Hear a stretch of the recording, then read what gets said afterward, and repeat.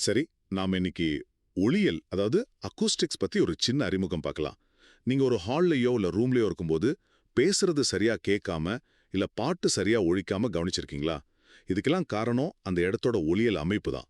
அதாவது கட்டிடங்களுக்குள்ள சத்தத்தை எப்படி கட்டுப்படுத்தி தெளிவா கேட்க வைக்கிறதுங்கிற அறிவியல். இது ஒரு நல்ல கேட்கும் அனுபவத்துக்கு ஏன் முக்கியம்னு பார்ப்போம்.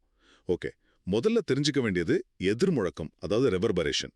சிம்பிளா சொன்னா, ஒரு சத்தம் உருவானதுக்கு அப்புறமும் அது நின்ன பிறகும் கூட கொஞ்ச நேரம் அந்த அறையிலேயே தங்கி எதிரொலிச்சுக்கிட்டே இருக்குமே, அதுதான். இது எவ்வளவு நேரம் நீடிக்குதுங்கிறது தான் எதிர்முழக்க நேரம். இது ரொம்ப அதிகமா இருந்தா, அதாவது ஒரு 5 செகண்டுக்கு மேலெல்லாம் போச்சுன்னா, அங்க பேசுறதோ கேட்கறதோ ரொம்ப கஷ்டம், தெளிவே இருக்காது.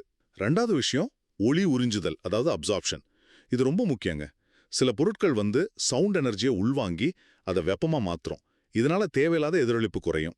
ஒவ்வொரு பொருளுக்கும் ஒளி உறிஞ்சும் குணகம்னு ஒன்று இருக்கு. இது 0னா கொஞ்சம் கூட சத்தத்தை உறிஞ்சாது, 1 நம்ம முழுசா உறிஞ்சிடும். உதாரணத்துக்கு கண்ணாடி கம்பளி, இந்த அக்கூஸ்டிக் டைல்ஸ் எல்லாம் சத்தத்தை நல்லா உறிஞ்சும் பொருட்கள். கடைசியா சில பொதுவான பிரச்சனைகள். எதிரொலி, அதாவது எக்கோ. சத்தம் ரொம்ப தூரத்துல இருக்கிற சுவத்துல கிட்டத்தட்ட ஒரு 17 மீட்டருக்கு மேலன்னு வச்சுக்கோங்களேன், அதுல பட்டு திரும்ப நமக்கு தனியா கேட்டா அதுதான் எதிரொலி. இதை தவிர்க்க சுவர்கள் நேரெதிரே இல்லாம பார்த்துக்கலாம். சில சமயம் ரூம்ல சில இடத்துல சத்தமே கேட்காது, அதை டெட் ஸ்பாட்ஸ்னு சொல்லுவாங்க. இல்லனா வளைவான பரப்புகளால சத்தம் ஒரே இடத்துல குவியும், இது சவுண்ட் ஃபோக்கை. அதனால அறையோட வடிவமைப்பு கூட ரொம்ப முக்கியம். ஆக ஒரு இடத்துல தெளிவான இனிமையான ஒலி கேட்கணும்னா இந்த ஒளியியல் விஷயங்களை மனசுல வச்சு கட்டடங்களை வடிவமைக்கிறது ரொம்ப அவசியம்.